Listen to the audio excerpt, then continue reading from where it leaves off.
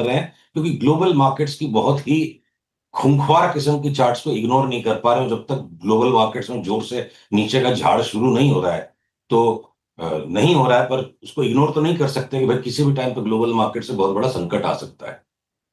इस समय आपके टॉप लॉन्ग कॉल्स और टॉप शॉर्ट कॉल्स क्या होंगे सुशील जी?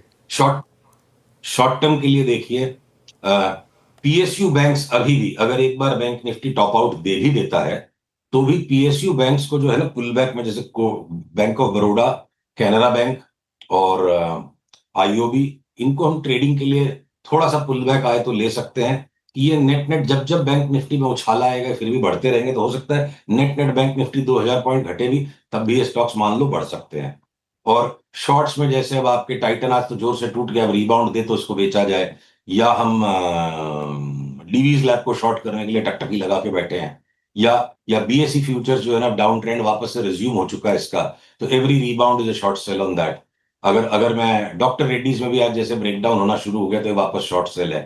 पर पर अगर हम एफएमसीजी स्टॉक्स की तरफ लौटते हैं, ध्यान को लौटाते हैं, तो कोलगेट, हिंदुस्तान लीवर बाइज है।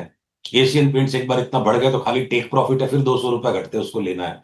पर अगर ये सोलर इंडस्ट्रीज है, मान लो डिफेंस का स्टॉक है, अब इसका अप ट्रेंड एग्जॉस्ट हो गया और अब इसकी डाउन ट्रेंड लाइन जो है ना स्ट्रॉन्गर एंड स्ट्रॉन्गर होती जा रही है, देखो अगला वाला ट्रेंड भी टूट गया, तो एवरी रिबाउंड पे इसको हम बेचेंगे। जियो फाइनेंस फ्यूचर्स एकदम एक्सट्रीम ओवरबॉट है तो हम थोड़ा पुल बैक में ले लेंगे। तो अलग अलग स्टॉक्स अलग अलग काम करें। तो अनुज, थोड़ा सा मैं रिक्वेस्ट करूंगा, एकदम top shorts and top longs extreme high conviction को डिस्प्ले कर देगा। बड़ा फजी किस्म का बाजार है, फजी बाजार है। तो इसमें फर्जी नहीं, फजी फजी।